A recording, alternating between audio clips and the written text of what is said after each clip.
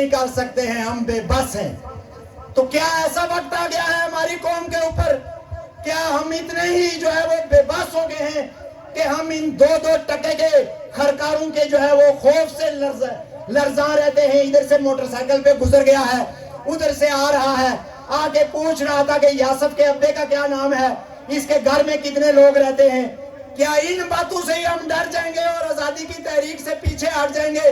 اگر یہی کچھ کرنا ہے تو بہتر ہے کہ اپنی اپنی قبریں خود کھود کے اس میں لیٹ جائیں اور اپنی عورتوں کو کہیں کہ اس پہ مٹی ڈال دو، ہم تمہاری حفاظت نہیں کر سکتے ہیں۔ ایسا بھی ہوا ہے تاریخ میں۔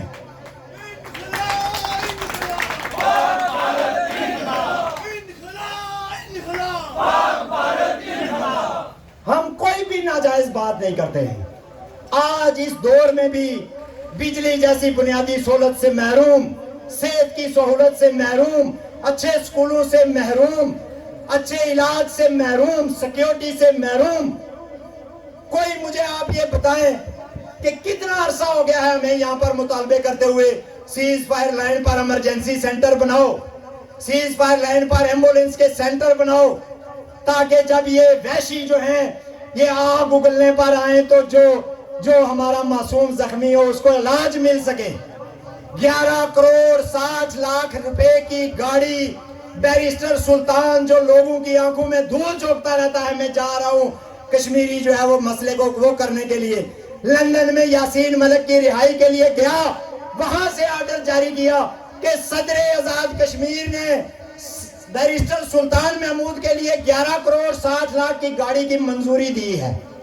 خود صدر ہے، خود ہی لکھ رہا ہے، صدر آزاد کشمیر نے یعنی اپنے لیے 11,60,00,000 کی منظوری دی ہے۔ 11,60,00,000 میں سے اس پوری سیز فائر لائن پر آپ کے لیے ایمرجنسی سینٹر بھی بن سکتے ہیں، ایمبولنسیں بھی آ سکتی ہیں۔ 1 کروڑ روپے میں 5 ایمبولنسیں آتی ہیں اور 11 کروڑ روپے میں 55 ایمبولنس آ جائے گی۔ 1 کروڑ سے 2 کروڑ روپے میں بہترین ڈسپینسری بن جاتی ہے۔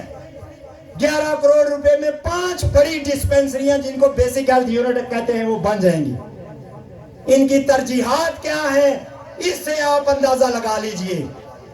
میں پرسوں ہم ترالکھل میں تھے تو وہاں ایک مفتی صاحب آئے تقریر کرنے کے لیے، انہوں نے چیلنج کیا، انہوں نے کہا پوری ریاست جموں کشمیر میں سے ایک ایسا سائنسدان بتا دیں کہ جو دنیا جس کو سائنسدان مانتی ہو کہ یہ دنیا کے لیے کام کر رہا ہے، ایک لیڈر بتا دیں کہ جو اس لیول کا ہو کہ جس کا دنیا احترام کرتی ہو۔ ایک اس نے کہا ایک مولوی بتا دے ایسا، ایک عالم بتا دے ایسا جس کی تحقیق سے عالم اسلام استفادہ کر رہا ہو، عرب اس کی مثالیں دیتے ہوں۔ ایک کھلاڑی بتا دے ایسا جو پوری دنیا میں جو ہے وہ جس کو اس نام سے پہچانا جائے کہ یہ جموں کشمیر کا کھلاڑی ہے۔ ایک ڈاکٹر ایسا بتا دیں۔ وجہ کیا ہے؟ اقبال کہتا ہے یہ چرب دست و تر دماغ قوم ہے، یہ جنوبی ایشیا کی ذہین ترین قوم ہے، اس قوم نے نہرو جیسے اور اقبال جیسے رہنما پیدا کیے ہیں۔ تو پھر کیا وجہ ہے؟ وجہ مفتی صاحب نے بتائی، انہوں نے کہا کہ غلامی سب سے پہلے ذہنوں پہ ایفیکٹ کرتی ہے اور ذہنی طور پہ آپ کو فالج زدہ کر دیتی ہے۔ آج آپ کا کوئی بھی آدمی اس قابل نہیں ہے کہ وہ دنیا کی بڑی بڑی جو ہے وہ اس میں جا کے مقابلے میں جا کے پہنچ سکے کسی جگہ پہ۔ زیادہ سے زیادہ دور جو ہے وہ یہ ہے کہ پاسپورٹ بنواؤ اور سعودی عرب جاؤ، دبئی جاؤ، یا پھر ڈنکی لگاؤ اور کہیں اٹلی یونان میں داخل ہو جاؤ۔ اگر بچ گئے تو شاید وہاں پر سٹے مل جائے اور وہاں پر جا کر جو ہے وہ تمہارا مستقبل بن جائے گا۔ کوئی 10,000 20,000 لوگ ایسے ہوں گے، میں آپ کو بتا رہا ہوں دعوے کے ساتھ کہ گزشتہ 30 سال میں جنہوں نے مجھے فون کیے کہ ہم یورپ میں داخل ہو گئے ہیں، ہمیں کاغذ چاہیے، لبریشن فرنٹ کی ممبرشپ چاہیے تاکہ ہم یہاں پر مظلوم بن کر سٹے لے سکیں۔ ہم بتائیں ہمارے ساتھ بڑی زیادتی ہو رہی ہے، بڑا ظلم ہو رہا ہے۔ یہ واقعی ظلم ہو رہا ہے کہ ہمارے بچے جو ہیں وہ گھر چھوڑنے پر بھاگنے پر مجبور ہیں۔ یہ نظام انہوں نے 75 سال میں یہ جو بیٹھے ہوئے نا جو کہتے ہیں ہمارے آباء و اجداد نے فلاں کیا تھا اور فلاں کیا تھا، یہ نظام انہوں نے دیا ہے۔ مان لیا تمہارے آباء و اجداد نے کیا تھا، تم کس کی پیداوار ہو کہ تم ہمارا یہ حشر کر رہے ہو؟ اگر تمہارے آبا و اجداد اتنے اچھے تھے، اتنے بہادر اور اتنے نیک تھے، تو تم کیا چبلیں پیدا ہو گئی ہو آگے؟ بہادروں کے گھر تو بہادر پیدا ہوتے ہیں، غیرت مندوں کے گھر تو غیرت مند پیدا ہوتے ہیں. یہ تلوے چاٹنے والے کہاں سے آ گئے؟ یہ ہم نے بنائے ہیں قبیلوں کے نام پر، برادریوں کے نام پر. قبیلے کی پاک اور برادری کی پاک.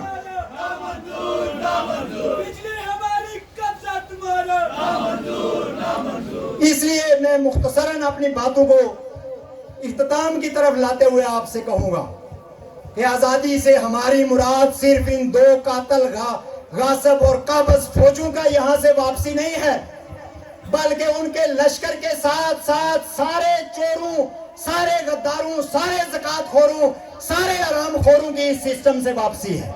یہ ہے آزادی. جب ہم تھانے میں جائیں تو تھانے والا اٹھ کے سلام کرے اور بولے کہ کیا پریشانی ہے، آگے آپ مجھے بتائیں. جب جج کے سامنے جائیں تو وہ ہمیں انصاف دے.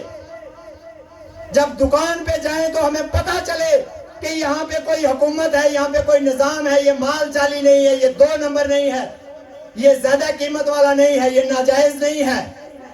تب پتہ چلتا ہے کہ آپ آزاد ہیں.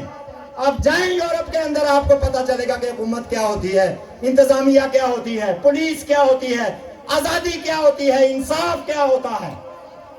آپ جائیں گے کسی معاشرے میں تو آپ کو پتہ چلے گا. یہاں تو پتہ ہی نہیں ہے کہ یہ کیا ہے.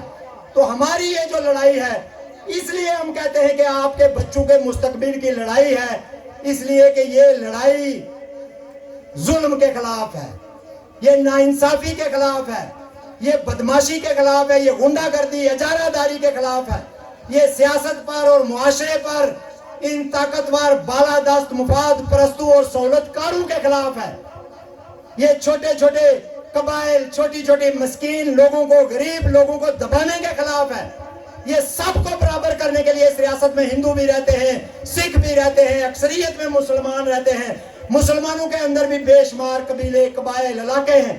یہ سب کو ایک لیول پہ لانے کے لیے، سب کو برابری کی سطح پر اس ریاست کا شہری بنانے کی تحریک ہے. اور یہ ان کے مفاد میں اس لیے نہیں ہے، اس لیے کہ یہ چاہتے ہیں لوگ تقسیم رہیں، یہ چاہتے ہیں کہ لوگ جو ہے ان کے محتاج رہیں. اور یہ سارا سسٹم جو ہے وہ ہندوستان اور پاکستان ان کو مراعات دے کر جو ہے وہ چلا رہے ہیں. اسی لیے ان کا ہر بیان ان کی قابضوں کی تعریف و توصیح سے شروع ہوتا ہے. ان کا ہر حلف ان کی تعریف و توصیح سے شروع ہوتا ہے. یہ اپنے گھر کی حفاظت کا حلف نہیں اٹھاتے. یہ جب حلف اٹھاتے ہیں اپنے عہدے کا تو کہتے ہیں ہم مملکت پاکستان کے وفادار رہیں گے، ہم جو ہے پاکستان کے نظریہ پاکستان کے وفادار رہیں گے. اس سے آپ اندازہ لگائیں، اس سے آپ اندازہ لگائیں کہ یہ جو ہمارا سسٹم ہے یہ تو اپنی مٹی سے وفاداری کا حلف ہی نہیں اٹھاتا ہے. اس کو تو یہ پرواہ ہی نہیں ہے کہ آپ نے اس کو ووٹ دے کر بنایا ہے. یہ تو کہتے ہیں ہمیں تو ایجنسیوں نے بنایا ہے، ہمیں تو فلانے میجر صاحب، فلانے بریگیڈیئر صاحب نے بنایا ہے، ہم تو اس کی پارٹی میں شامل ہوئے تو جا کے بنے ہیں. جب آپ کی مٹی سے حلف نہیں ہے، جب آپ سے کوئی حلف اور وفاداری کا کوئی تقاضا نہیں ہے، تو پھر ان سے کوئی توقع رکھنا اور یہ سوچنا کہ یہ آپ کے ساتھ کھڑے ہوں گے، یہ بھی ہم میں سے ہیں اور ہم جیسے ہیں، یہ دنیا کے ہر مقدس نظریے کی توہین ہے. پیغمبر کے گھر سے بھی لوگ جو تھے ان کے ساتھ نہیں چلے، پیغمبر کے جو ساتھ چلنے والے تھے ان کے گھروں سے لوگ ساتھ نہیں چلے. تلواریں نکل گئی، ایک دوسرے کے مقابل کھڑے ہو گئے. کسی نے نہیں کہا بدر میں کہ یہ جو سامنے کھڑے ہیں یہ ہم میں سے ہیں. چاچے کے سامنے بھتیجے کھڑے تھے، بھائی کے سامنے بھائی کھڑا تھا، کسی نے نہیں کہا یہ جو کھڑا ہے یہ ہم میں سے ہے. آج ان چوروں کے لیے ہم کیسے یہ کہیں کہ یہ ہم میں سے ہیں؟ یہ ہم میں سے نہیں ہیں، یہ پاکستان اور ہندوستان میں سے ہیں. یہ وہاں کی پیداوار ہے، کوئی دہلی کی، کوئی لاہور کی، کوئی کراچی کی، کوئی مدراس کی پیداوار ہے. یہ رہتے بھی وہی ہیں، رہنا بھی وہی پسند کرتے ہیں. ان سے ناتا توڑ کر لوگوں سے ناتا جوڑنا ہوگا، اپنے عوام سے جو یہاں رہتے ہیں. یہ آزادی کی تحریک ہے، یہی وہ فلسفہ ہے جس کے یہ گرد عمارت کھڑی ہے. اور مت اسے داغدار ہونے دیجئے، مت اپنے کانوں کو ایسی صداؤں سے آشنا کیجئے جو آپ کو یہ بتائیں کہ یہ انڈیا کے ایجنٹ ہیں، اور اس طرف بتائیں کہ یاسین ملک پاکستان کا ایجنٹ ہے، علی گیلانی پاکستان کا ایجنٹ ہے، آسیہ اندرابی پاکستان کی ایجنٹ ہے، بابو سنگھ پاکستان کا ایجنٹ ہے۔ انڈیا پورا یہ کہتا ہے جو آزادی کی بات کرنے والا ہے وہ پاکستان کا ایجنٹ، پاکستان کہتا ہے جو آزادی کی بات کرنے والا ہے وہ انڈیا کا ایجنٹ۔ ایسی کانوں کو اپنی سماعتوں سے، ایسی آوازوں کو اپنی سماعتوں سے دور رکھیے۔ اپنے بچوں کو وہ بتائیے جو ان کا بہتر مستقبل ہے، ان کے لیے اپنی کہانیاں تعمیر کیجئے۔ ان کو محمد بن قاسم کی، محمود غزنوی کی، طارق بن زیاد کی سٹوریاں نہ سنائیں، اس لیے کہ انہوں نے اپنی قوموں کے لیے قربانی دی ہے۔ تو بچے آپ سے پوچھ سکتے ہیں، ہم بچے پوچھتے ہیں کہ ہمارے کون سے ہیروز ہیں یہاں پہ جو آپ روز تقریریں کرتے ہیں کہ جی کشمیر اور ریاست اور ملک اور تاریخ اور یہ اور وہ، تو ہمارے ہیرو کون سے ہیں؟ ہماری تاریخ میں اس طرح کے لوگ کیوں نہیں ہیں؟ کیوں ہمارے ہر گاڑی کے پیچھے ارطغرل قبیلے کا IYI جو ہے وہ لگا ہوا ہے؟ کیوں ہر گاڑی کے پیچھے صدام حسین کی تصویر لگتی ہے، یا ضیاء الحق کی لگتی ہے، یا ملا عمر کی لگتی ہے؟ جب پاس کچھ نہ ہو تو پھر باہر سے لانا پڑتا ہے، سوئی بھی باہر سے، صابن بھی باہر سے، پنڈی بھی باہر سے، توری بھی باہر سے، ٹماٹر بھی باہر سے، تو پھر ہیرو بھی باہر سے، پھر کرکٹ ٹیم بھی باہر والی، پھر سائنسدان بھی باہر والے، پھر سیاستدان بھی باہر والے، بلاول کے نعرے، اس کے نعرے، جن کو اپنے ملک میں جوتیاں پڑ رہی ہیں ان کے پوسٹر ہمارے گھروں میں لگے ہوئے، کوئی تعلق ہی نہیں ہے، کوئی رشتہ ہی نہیں ہے۔ ایک ہی رشتہ ہے ظالم اور مظلوم کا، قابض کا اور محکوم کا۔ اس رشتے کے تحت جو ہے وہ یہ سارا کچھ چل رہا ہے۔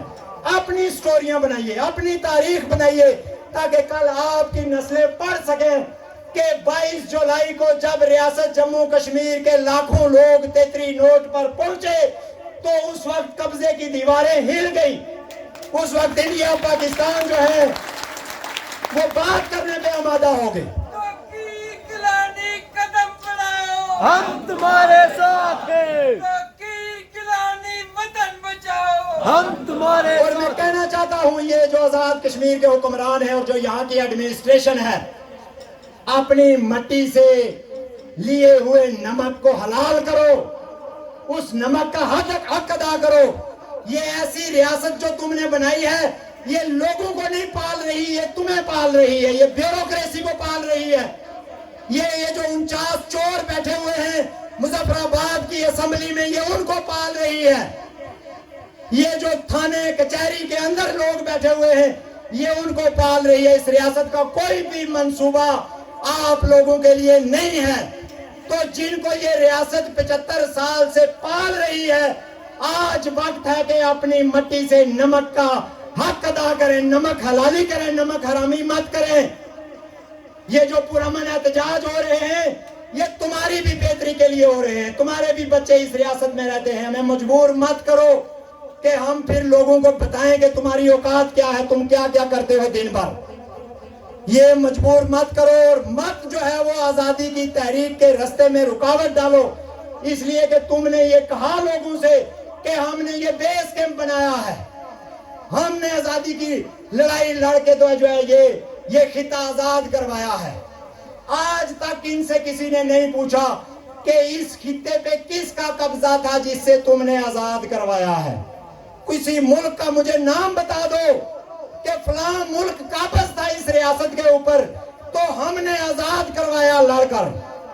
تم نے ہندوؤں کو مارا تھا اور انہوں نے مسلمانوں کو مارا تھا، تم لوگوں نے آپس میں ایک دوسرے کا قتل عام کیا اور مسلمانوں کا علاقہ علیحدہ، ہندوؤں کا علاقہ علیحدہ، بدھ مت والوں کا علیحدہ کر کے اس کو ٹکڑوں میں بانٹا اور اپنی عیاشی کے اڈے قائم کیے اور مورخ کو بٹھایا اور اس کو بولا لکھو میرے باپ نے پہلی گولی چلائی تھی، لکھو میرے باپ نے اتنی بندوقیں جو ہے وہ کی تھی اور یہ کیا تھا۔ یہ تاریخ ہے تمہاری، باتیں کرتے ہو، لوگوں کو آگے بتاتے ہو میرے باپ کے پاس اتنی بندوقیں تھی اور میرے باپ نے یہ کیا، پیچھے چلی گئی۔ آج کہتے ہیں، آج راجہ فاروق حیدر صاحب نیشنلسٹوں کی تربیت نہیں ہے، بالکل صحیح کہتے ہیں، نیشنلسٹوں کی تربیت نہیں ہے، وہ زکوٰۃ نہیں کھاتے ہیں، وہ نہیں تربیت ہو سکی پائپ چوری کرنے کی اور نالیاں اور کھمبے کھانے کی، نہیں تربیت ہو سکی ٹھیکوں میں کمیشن کھانے کی، حرام خوری کرنے کی، ہماری تربیت نہیں ہو سکی۔ نہیں ہے ہم تربیت یافتہ، ہم اجڑ ہیں، ہم بد اخلاق ہیں۔ تمہارا جو اخلاق ہے اس پہ کتابیں چھپ چکی ہیں، پارلیمنٹ سے بازار حسن تک تمہارے اخلاق پہ کتاب لکھی ہوئی ہے، وہ پڑھ لیجئے گا جا کے کوئی بھی لے کے کہ ان کا اخلاق کیا ہے اور ان کی تربیت کیا ہے۔ تربیت تو یہ ہے، میرا باپ ایک ٹیچر تھا، ایک پروفیسر تھا، اس نے ہزاروں بچوں کو پڑھایا، اور میں چھوٹا تھا جب وہ فوت ہو گیا، میری عمر 13 سال تھی اس وقت۔ مجھے آج بھی یاد ہے اس ان کے وہ الفاظ کہ جب وہ تنہا اپنے گھر میں لاتے تھے تو کہتے تھے کہ یہ تنہا ہے اور اس میں سے فلاں کے اتنے ہیں، فلاں کے اتنے ہیں، فلاں کے اتنے ہیں، اور ہم امید لگا کے بیٹھتے تھے کہ اگر 100-200 روپیہ بچ گیا تو شاید 1 روپیہ ہمیں بھی مل جائے۔ اس وقت 1 روپیہ بڑی بات ہوتی تھی، تو ہمیں وہ کہتے تھے کہ رزق حلال کھانا ہے، رزق حلال کھانا ہے، اس کے علاوہ کچھ نہیں کھانا۔ بس وہی ہماری تربیت ہوئی ہے، ہم میں سے ہم سب کی یہ تربیت ہے، اس کے علاوہ ہماری کوئی تربیت نہیں ہے۔ ہم چوکوں چوراہوں میں بتاتے رہیں گے لوگوں کو تمہارے اخلاق کے قصے۔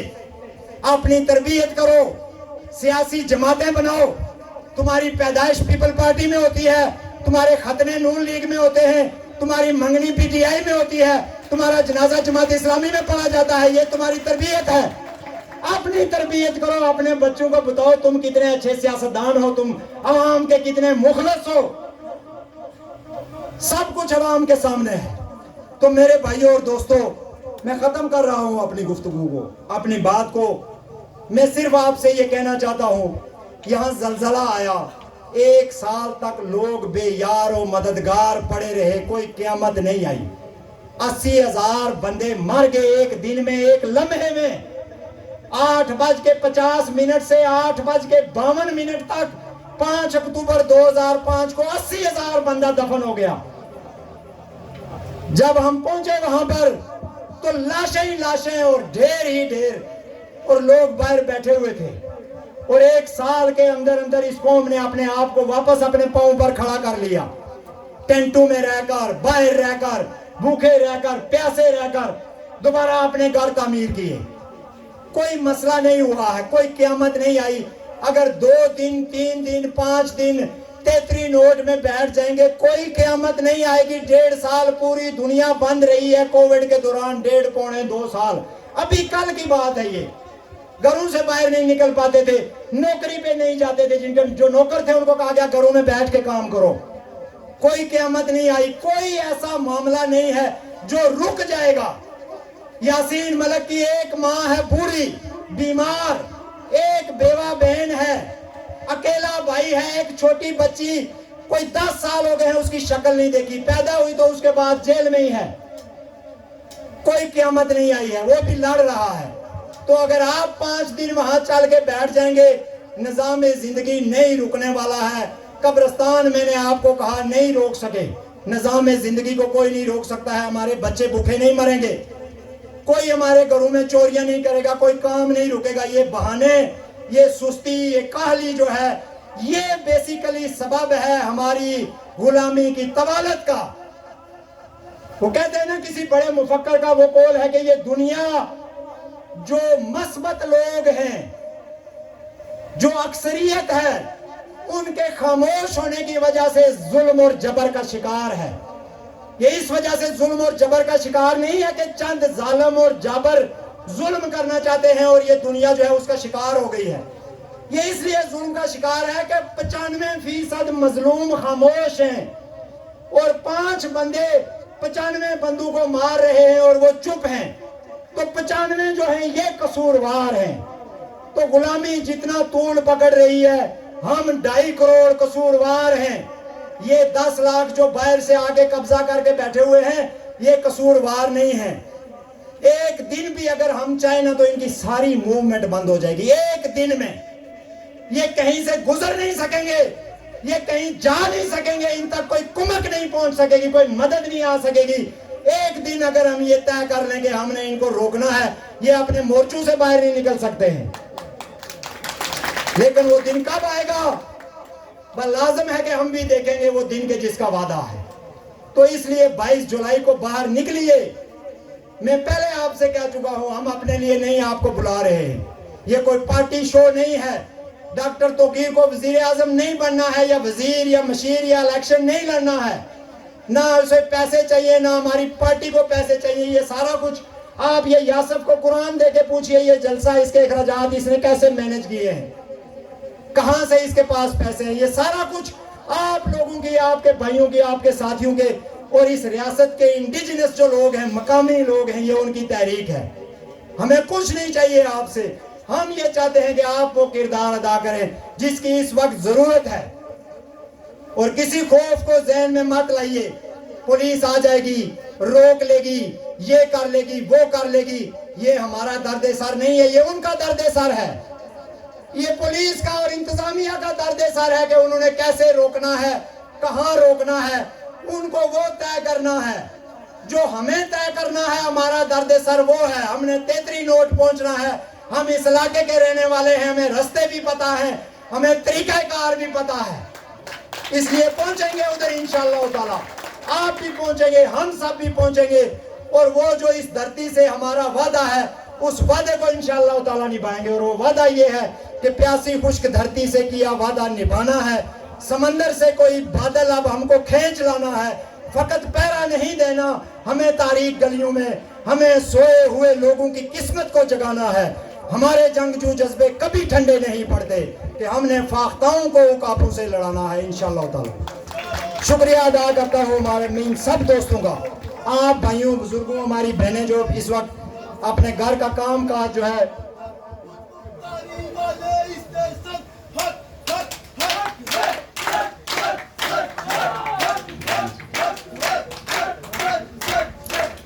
और यासफ साहब और उनकी टीम और उनके भाइयों का, जिनकी मदद से उन्होंने ये एहतमाम किया कि हम आपस में बातचीत कर सकें, और आप सारे बुजुर्गों का, भाइयों का, खवातीन का बहुत बहुत शुक्रिया अदा करते हैं।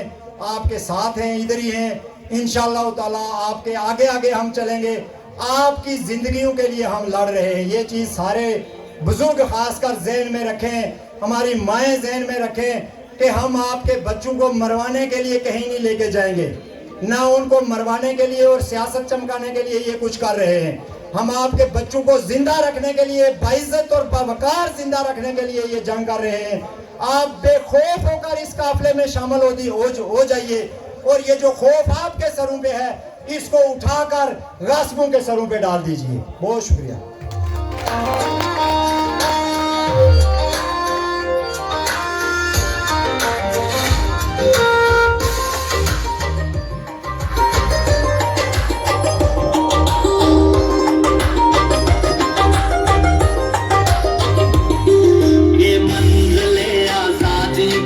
सफर